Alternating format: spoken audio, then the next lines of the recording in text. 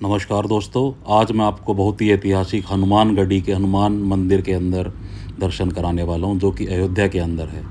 सिद्धपीठ श्री हनुमानगढ़ी भारत के उत्तर प्रदेश राज्य के अयोध्या नगर में स्थित 10वीं शताब्दी का हनुमान जी का एक प्रसिद्ध हिंदू मंदिर है।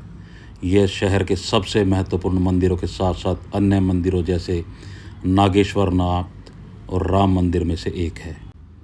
अयोध्या के मध्य में स्थित 76 सीढ़ियाँ हनुमानगढ़ी तक जाती हैं, जो उत्तर भारत में हनुमान जी के सबसे लोकप्रिय मंदिर परिसरों में से एक है।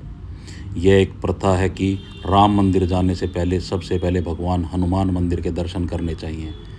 मंदिर में हनुमान जी की मां अंजनी रहती हैं, जिसमें युवा हनुमान जी उनकी गोद में बैठे हैं। यह मंदिर रामानंदी संप्रदाय के बैरागी महंतों और निर्वाणीयनी अखाड़ों के अधीन है।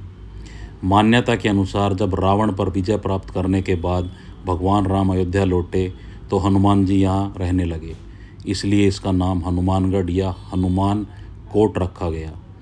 यहीं से हनुमान जी रामकोट की रक्षा करते थे। मुख्य मंदिर में पवनसुत माता अंजनी की गोद में बैठते हैं। यह विशाल मंदिर और इसका आवासीय परिसर 52 बीघे में फैला हुआ है।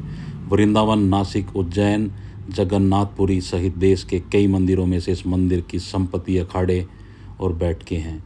हनुमानगढ़ी मंदिर राम जन्मभूमि के पास स्थित है।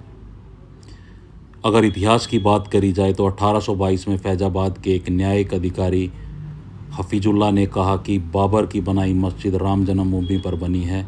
उसका यह भी कहा था कि यह मस्जिद सीता रसोई के पास है। इसके 33वें वर्ष बाद हनुमानगढ़ी पर भीषण संघर्ष हुआ। 1855 में ब्रिटिश रेजिमेंट ने अवध के नवाब को खत लिखकर हनुमानगढ़ी पर जिहादियों के हमले को रोकने के लिए कहा। ब्रिटिश रेजिमेंट ने खत में लिखा कि सुन्नी मौलवी गुलाम हुसैन राम जन्मभूमि पर हमला करने के लिए मस्जिद से तकरीर कर मुसलमानों को भड़का रहा है।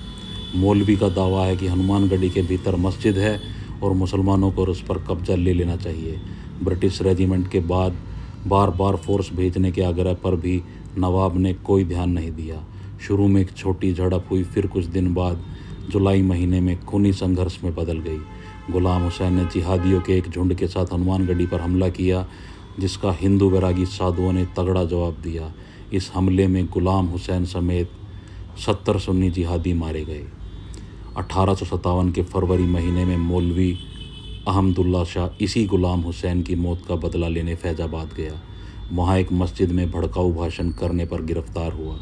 मई में जब क्रांति होने से पहले ही इसे फांसी पर चढ़ाने का हुक्म हो चुका था, एकाएक बगावत करने पर इसने जेल के डॉक्टर नजफ अली के कपड़े पहनकर डॉक्टर की मदद से ही जेल पर कब्जा कर लिया और क्रांतिकारी बन गया।